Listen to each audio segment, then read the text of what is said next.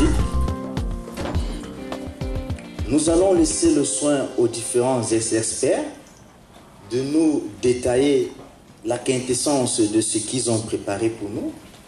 Après les 4 présentations, donc, nous allons ouvrir un débat général. Donc, prenez soin de noter les différentes préoccupations après chaque présentation. Et lors du grand débat, vous pouvez donc adresser vos questions à qui de droit. Donc, sans plus tarder, nous allons passer la parole à M. Kamga Lewis pour son exposé sur le cadre institutionnel et mode de coopération entre les CKD et les OSC. Mr. Kamga, you have the floor. Merci, monsieur le modérateur, de me passer la parole. Je voudrais saluer Denis et Lenora Forestier Foundation pour cette initiative. C'est une jeune structure qui voudrait catalyser le développement économique des pays africains. Alors, en termes de cadre institutionnel en matière de coopération entre la société civile et les collectivités territoriales, je voudrais premièrement rappeler que les dispositions de la Constitution de 18 janvier 1996 ont codifié et défini le cadre de l'existence et du fonctionnement des collectivités territoriales. Ensuite, le processus de décentralisation, il est irréversible.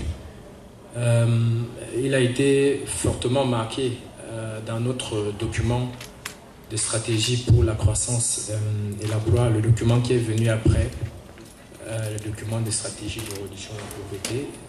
Donc, dans le DSCE, on a voulu à ce que la décentralisation soit beaucoup plus vue comme un mode de gestion stratégique de proximité pour l'État. Et en général, les collectivités territoriales décentralisées ont une mission globale d'améliorer les cadres et les conditions de vie de nos citoyens. Et dans ce cadre, il est donc prévu, à travers les lois de 2004, les lois portant orientation de la décentralisation et les lois portant règles applicables aux communes et aux régions, il est donc prévu que les collectivités territoriales décentralisées peuvent solliciter le concours de toute personne, y inclut la société civile, dans l'accompagnement du processus, parce que les compétences qui sont transférées au fur et à mesure sont assez complexes. Et à la suite de ces lois de 2004 qui portent orientation de la décentralisation et des règles applicables aux communes, on a maintenant commencé à transférer les compétences effectivement à partir de l'année 2010. Le MINAT, je parle sous le contrôle du MINAT, a publié un calendrier de transfert de compétences et de ressources de 2010 à 2015. Et si j'en ai bonne mémoire, à nos jours, il y a une seule compétence qui n'a pas encore été, ou bien qui est en cours d'examen pour transfert. Il s'agit de l'électrification rurale. Alors, les domaines qui sont concernés par le transfert des compétences sont premièrement l'économie, le domaine social, le domaine sanitaire, le domaine éducatif, culturel et sportif. Alors, à l'analyse de ce cadre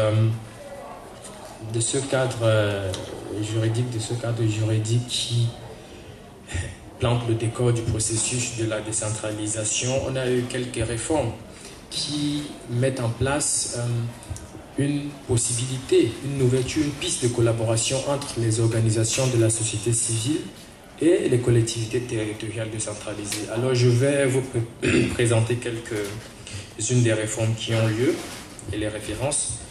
Il s'agit premièrement de la loi numéro 2004/017 portant orientation de la décentralisation. en ses articles 5, 13 et 18. Et l'objectif pour ce point-là, comme je disais tantôt, c'était d'ouvrir les champs de collaboration entre la société civile, qui devient comme un partenaire incontournable pour les collectivités territoriales décentralisées dans l'exercice de leur mission. Donner aussi le droit à l'information aux citoyens.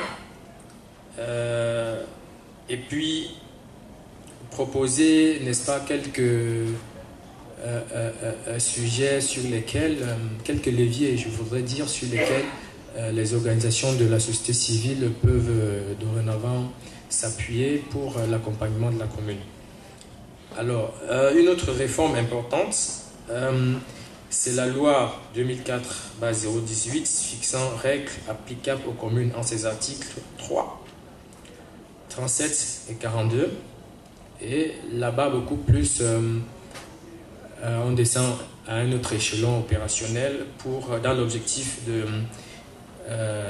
pour la société civile d'appuyer les communes en matière de prise de décision. C'est-à-dire que dorénavant, la société civile, les organisations de la société civile, en tant que partenaires incontournables, peuvent assister aux échanges, peuvent assister au débat des conseils municipaux des mairies, au débat budgétaire. C'est-à-dire que s'il y a un projet qui sera mis en œuvre dans une localité X ou Y, les dispositions de cette réforme permettent à la société civile d'assister au débat et d'apporter son point de vue. Une autre réforme importante, c'est celle du décret numéro 2008/14 du 17 janvier 2008 qui porte organisation et fonctionnement du comité interministériel des services locaux en son article 3. Implique les organisations de la société civile pour appuyer l'État à mieux préparer et assurer un bon suivi du transfert des compétences et des ressources, parce que c'est ces deux pans majeurs qu'il s'agit dans la décentralisation. D'un côté, on a un transfert de compétences, c'est-à-dire qu'il y a un certain nombre de choses qui étaient au niveau central, et maintenant on les délègue aux communes, on les transfère aux communes, je préfère dire comme ça. Et d'un autre côté, il faut bien préparer les ressources nécessaires à l'exercice de ces compétences. Donc c'est ça la décentralisation. Transfert de compétences d'un côté, et de l'autre côté, il faut transférer les moyens financiers, matériels, logistiques et humains.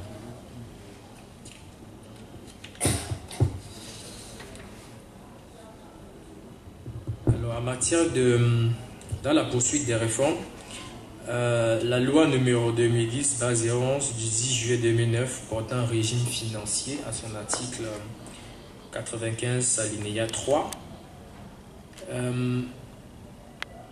a pour objectif, premièrement, de façon globale, de consacrer les budgets des collectivités territoriales axés sur les programmes projets.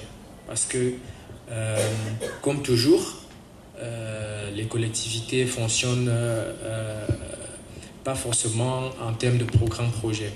Donc, il y a eu premièrement la réforme sur les finances publiques au niveau national à travers le régime financier de l'État. Ensuite, ça date de 2007. Et ensuite, il y a eu une autre réforme en 2009 à travers le régime financier qui consacre maintenant la budgétisation par programme au sein des collectivités territoriales. Et justement, aux dispositions de l'article 95, on voudrait instituer un suivi, un regard citoyen dans les politiques, dans les budgets des collectivités territoriales. Donc voilà autant de possibilités de coopération qui peuvent, en d'autres termes, responsabiliser les organisations de la société civile pour appuyer le développement urbain. Et c'est aussi valable en milieu urbain qu'en milieu rural. Donc la problématique est presque la même. En matière de réforme également, je m'en vais vous parler du décret numéro 2012/0709 du Premier ministre datant du 20 mars 2012 qui fixe les règles générales des contrats plans. Alors un contrat plan c'est quoi? C'est, comme on le dit, un contrat qui lie la collectivité territoriale décentralisée ou la commune avec l'État autour d'un projet.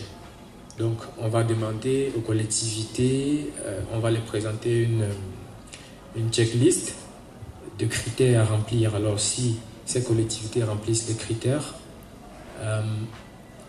elles pourront maintenant monter un projet et puis l'État viendra en appui en matière de financement. Et il n'est pas exclu que la collectivité se lance ailleurs pour le fundraising, pour mobiliser d'autres financements pour le projet.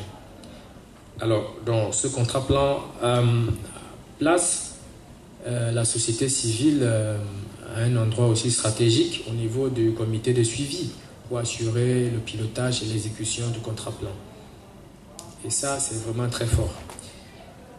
Et un dernier décret, il n'est pas le moins important, il date de 2013, du Premier ministre qui porte le fonctionnement des comités de suivi de l'exécution physico-financière de l'investissement public. Alors le Premier ministre, à travers ce décret, voudrait que la société civile soit un acteur central, un acteur majeur en termes de suivi, en termes de transparence, de suivi de la qualité de la dépense publique, parce que dorénavant, à travers cette circulaire, à tous les échelons, que ce soit au niveau national ou au niveau départemental et même au niveau local, la société civile est bien présente pour donner son point de vue, pour détecter les malfaçons, pour détecter les fraudes, pour détecter les corruptions qui entravent la mise en œuvre des projets. Et je pense aussi que c'est une importante réforme. Alors, à la lumière donc de tous ces quatre, comme je le disais tantôt, la société civile devient un acteur incontournable. Alors, on peut scinder en trois parties, c'est-à-dire on peut faire trois grands blocs. Premièrement, le bloc de bonne gouvernance, où la société civile a beaucoup de choses à apporter. Le niveau du suivi et de l'évaluation des politiques publiques. Et au niveau de l'administration. Alors, au niveau de la bonne gouvernance, la société civile peut contribuer à la sensibilisation des populations, à la transparence, à la diffusion d'informations. La société civile peut être comme un relais entre les populations d'une part, qui ont exprimé les besoins, et les collectivités d'autre part, qui sont là comme les élus locaux à qui l'État a confié un certain nombre de compétences et à qui revient la grande responsabilité d'améliorer le cadre et les conditions de vie des citoyens. La société civile peut représenter une sorte de veille citoyenne, c'est-à-dire que s'il y a des décisions qui sont prises au niveau du conseil municipal ou bien au niveau de la commune, qui a quelque part un effet néfaste ou négatif dans la vie des citoyens, la société civile peut apparaître à ce moment et dire non. Je pense que d'après les dispositions, d'après les réformes, on nous a quand même placés au centre de certaines choses et vous n'avez pas raison d'agir de façon unilatérale. On a aussi quelque chose à dire. Alors, en matière de politique publique, la société civile peut contribuer au financement des ouvrages, au suivi et évaluation des actions des collectivités territoriales décentralisées, au suivi de l'exécution des marchés publics. Alors, j'insiste sur les marchés publics parce que depuis un certain temps, les réformes pour améliorer la qualité de la dépense publique,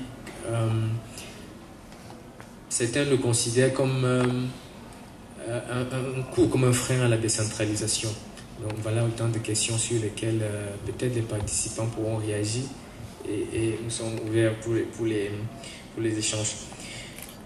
Merci, Monsieur Nanga. Si nous retenons quelque chose de cet exposé, la société civile est désormais un partenaire incontournable de la mise en œuvre de la décentralisation. Il nous a fait un listing d'un certain nombre de cadres réglementaires